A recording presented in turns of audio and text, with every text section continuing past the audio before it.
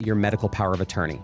Sometimes it's also called a healthcare directive. So that's the document that says, hey, if you're in the hospital and you are unconscious or you're hooked up to the machine on life support, who's going to step in to make medical decisions? Now, a lot of times spouses are going to name each other first. And again, not all the time, because there are situations where one spouse may not be mentally capable of making those types of decisions, so they're not going to do that. But by and large, spouses will name each other first, and then you're going to name alternates to each other as well. That one is kind of all over the board.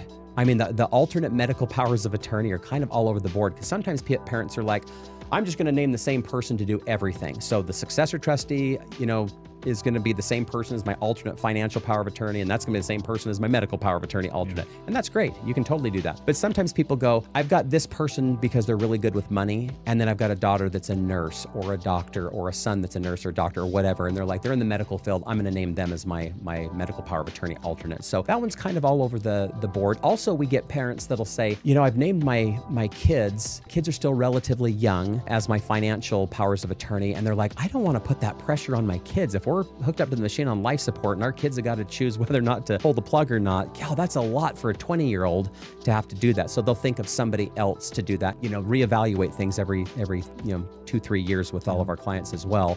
So there will always come a time down the road that they can reevaluate if they want to name somebody else.